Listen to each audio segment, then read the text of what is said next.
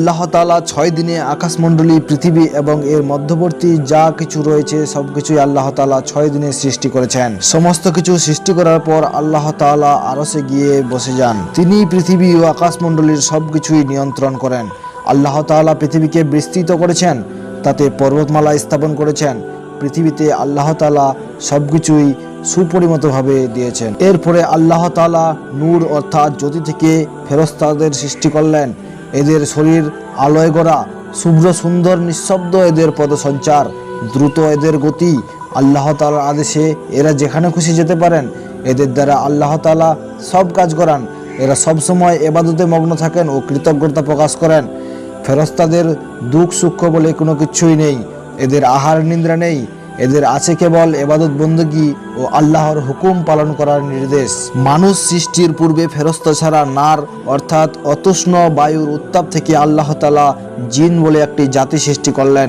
জিনদের আহার নিদ্রা, সুখ দুঃখ, জন্ম মৃত্যু সবই আছে। জিন সৃষ্টির পর আল্লাহ তাআলা মাটি থেকে মানুষ সৃষ্টির কথা ফেরেশতা ও জিনদের সামনে তুলে ধরলেন। প্রতিপালক আল্লাহ তাআলা তার ফেরেশতাদের বললেন, আমি পৃথিবীতে প্রতিনিধি সৃষ্টি করছি।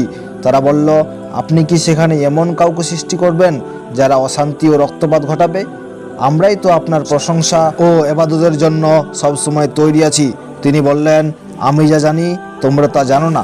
মানুষ হলো আশরাফুল মাখলুকাত অর্থাৎ সৃষ্টির সেরা জীব।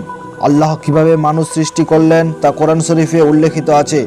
একজন ফেরেশতাকে ডেকে পৃথিবীর সব জায়গা থেকে এক মুঠো মাটি আনতে বললেন।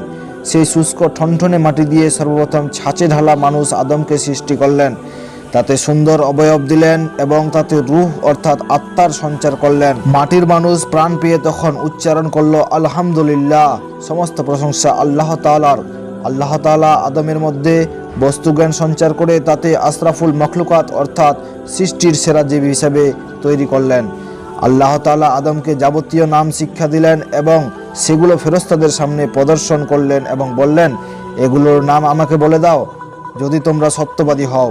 তারা বলল, আপনি মহান, পবিত্র। আপনি আমাদেরকে যা শিক্ষা দিয়েছেন তাছাড়া আমাদের কোনো জ্ঞানই নাই। বস্তুত আপনি জ্ঞানময়, প্রজ্ঞাময়। তখন আল্লাহ তাআলা বললেন, হে আদম, তাদেরকে এসব নাম বলে দাও। আদম সব কিছুর ঠিক ঠিক নাম বলে দিলেন। এরপর আল্লাহ তাআলা ফেরেশতা ও জিনদের আদমকে সেজদা করতে বললেন। আজাজিল ব্যতীত সবাই সেজদা করল। সে অমান্য করল এবং অহংকার করল। এর ফলে সে সত্য প্রত্যাখ্যানকারীদের অন্তর্ভুক্ত হয়ে গেল। বন্ধুরা, এর পরের পার্টে আপনাদের আমি শোনাবো ফেরেশতা ও জিনেদের আদেশ পালন ও আজাজিলে ইবলিসের রূপান্তর। এর পরের পার্ট নম্বর 3 দেখার জন্য আপনারা চ্যানেলটিকে অবশ্যই সাবস্ক্রাইব করে রাখবেন। আর ভিডিওটিতে ভালো লাগলে ভিডিওটিতে একটা অবশ্যই লাইক দিবেন।